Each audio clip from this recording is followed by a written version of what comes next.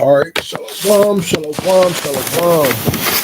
This the brother Rayad Rakah from the branch of the Cleveland Church of the Great Millstone. Coming back with this truth.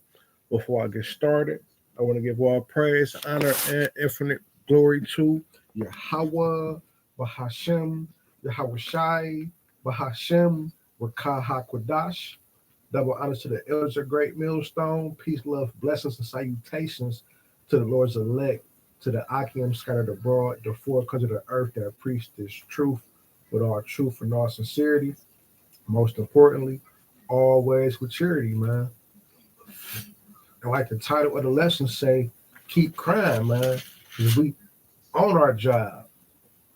Just like in the law, if one was being great or essayed and she didn't cry out because she was with it, so she got put to death just like the person that did it, man. But we not with it, so we crying out to Yahweh Bashem, Yahweh Shai. So I'm going to get a couple precepts, Lord willing, this edifying, and that'll be that. So this is the book of Luke, chapter 18. I'm going to start from the top. It says, and he spake a parable unto me, unto them to this end. Now, what is a parable, man? A parable is like a similitude when you're liking something to something else, or it's a dark saying, man, like a riddle. So it says, Luke 18:1, and he spake a parable unto them to this end, that man ought ways to pray and not to faint. So you're supposed to pray all the time. Praying is a source of crying. Crying and praying is synonymous, man. It says, saying, there was in the city a judge which feared not the Most High, neither regarded man.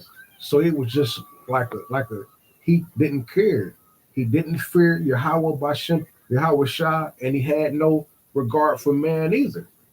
This red letter, it says, and there was a widow in that city, and she came unto him saying, avenge me for my adversaries.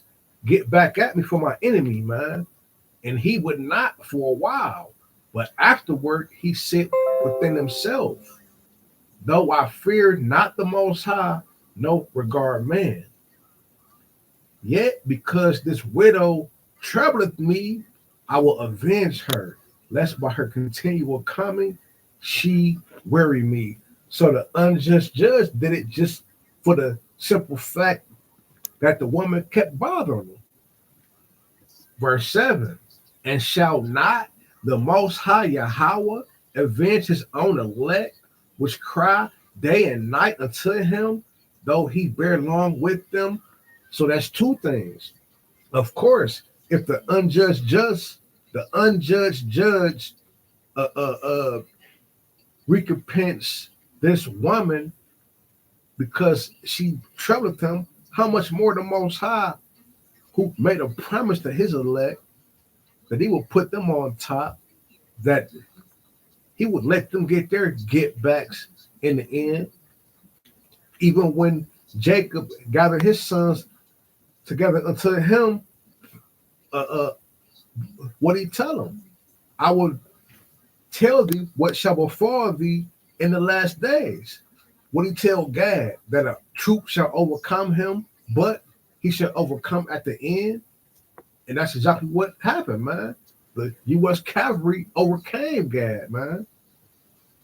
But the end result would be he would tread upon his neck. He would see the downfall of his enemies. He would have them in captivity that had him once in captivity. So it says, how much more? It says, it's Luke 18:7, and shall not the Most High avenge his own elect, which cry day and night? Yeah, that's the other point. The elect would literally be sick of this shit. So that's why they would be crying day and night, man. It ain't a day that go by where we don't hate this place. Do we have some good days and some good times in the midst? Yeah. It's not all bad, but it's bad because we do get to enjoy the brotherhood. Sometimes even fucking with the worldly people, we do get to enjoy sometime, but most of the time we be vexed with the filthy conversation of the wicked, man. These people wicked, man. They don't care about Yahweh Bashem, Yahweh Shah. They don't care about themselves. Verse 8. I tell you that he will avenge them speedily. Nevertheless, when the Son of Man cometh, shall he find faith on the earth? But he say, I tell you, yeah, he's going to avenge his elect speedily, man. Speedily. Because they the ones signing. Matter of fact, I'm going to get that in Ezekiel. The ones that sigh and that cry, man. Keep crying. Keep sighing. Keep crying. Because if you're not, you're part of the problem, man. Ezekiel chapter 9, verse number 4. And the Lord said unto him, when you start from the top, he's talking to the angels, man. The ones with the ink horns, man. It says, and Yahweh by Hashem Yahweh Shah said unto him, go through the midst of the city. And we know Jerusalem was a people before it's a place, because the Most High made the world, the land for the people, and not, let me just get it so I don't butcher it. I think that's First Maccabees 5:19. This is the book of First Maccabees, chapter 5. Gotta be Second Maccabees. Salaki, bear with me. This is just something on the fly.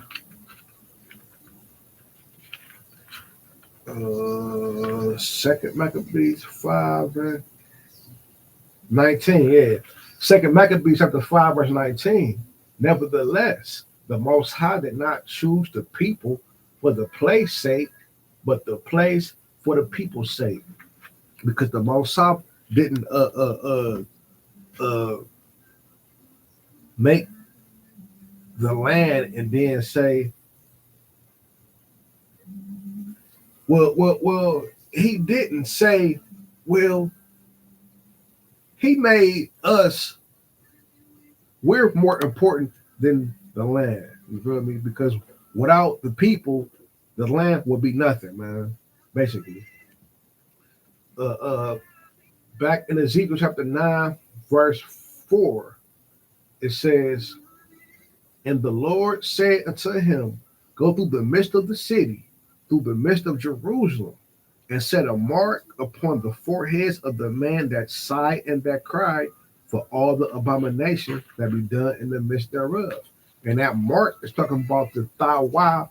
When you look it up, it goes into a mark of exemption from judgment, because the judgment is coming. And if you don't have that Thawa on your foreheads, then when the death angels come back, man, the same way it was in the time of the wilderness, and you didn't put that blood over your door post, when the angels came in, it was destruction unto you. That's what the Most High telling the angels. He say, set that mark, that Thawa, that exempt from judgment, man. Then it says, and to the others, he said in my hearing, to the ones that don't have that mark from exemption, go ye after him through the city and smite. Smite means destroy, kill, hit. Let not your eye spare whoever you see. Neither have ye pity. Don't have no pity on nobody, whoever you see. Verse 6, slay utterly, old and young, both maids and little children and women. It put women in there twice because there's more women than men. And children and women, but come not near any man upon whom is the mark. So the Most High got certain men that's marked from exemption to be judged. And began at my sanctuary, and they began at the ancient man which were before the house. So the same way as saying Luke 4:17, judgment must start at the house of Israel, man. But guess what, man? We gonna keep crying. We gonna keep sighing because that's what the Most High want us to do. Is that Isaiah 6? Let me see something real quick, Salafi. Bear with me. Bear with me. 6 and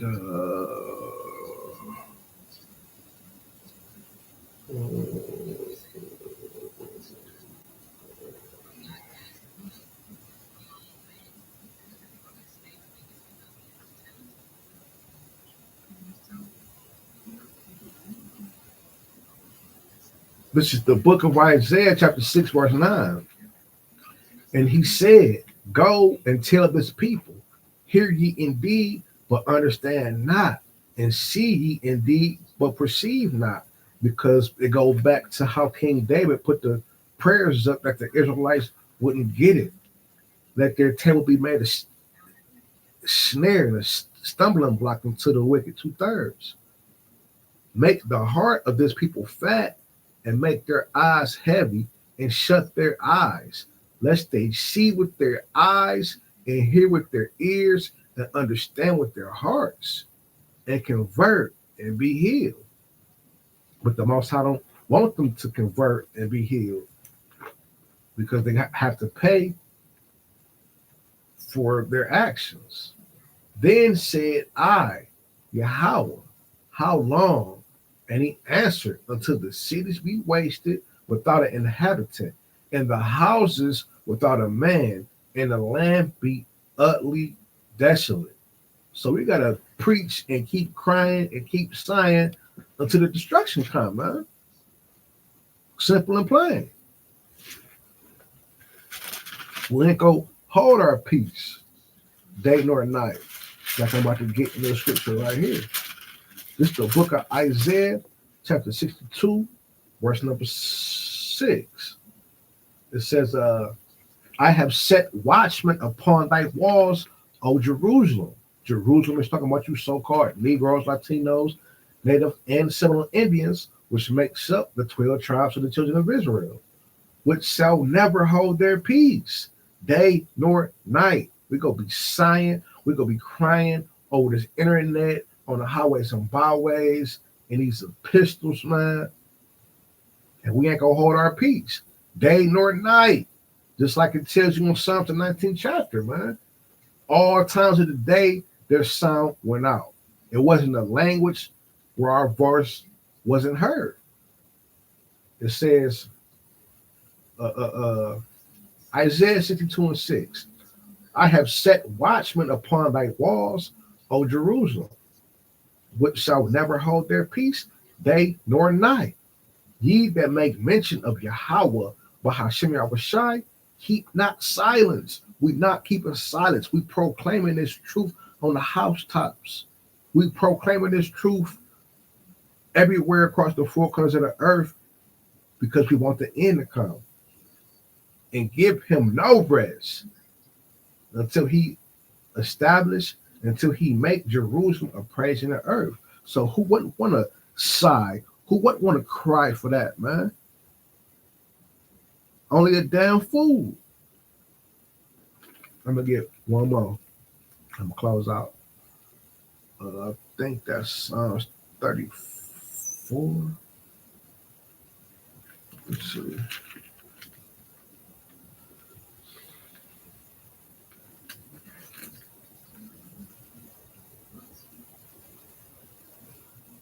Yeah, this is the book of Psalms, chapter 34, verse number 6. This poor man cried, and Yahweh, Bahashem Yahushai, heard him and saved him out of all his troubles. And the elect on this side, we that poor man, sighing and crying, And we hope that Yahweh Bashem Yahushua accept our sacrifices, man. Let me see.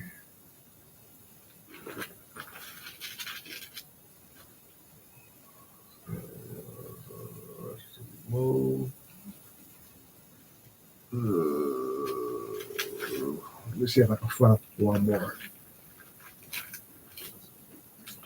It's what I'm thinking about. It used to be my go-to. I just gotta find it. Yeah. This is the book of Psalms, chapter 145, verse number 18. Yahweh is nigh unto all them that call upon him, to all that call upon him in truth. He will fulfill the desire of them that fear him. He also will hear their cry and will save them. That don't need no breakdown, man. So with that, I'm gonna give all praise, all honor, and all glory to Yahweh, Bahashem, Yahweh Shai, Bahashem, Rakah HaKodash. Double honors to the elders of Great Millstone. Peace, love, blessings, and salutations to the Lord's elect. Shalom, and Olawath Bible Ball.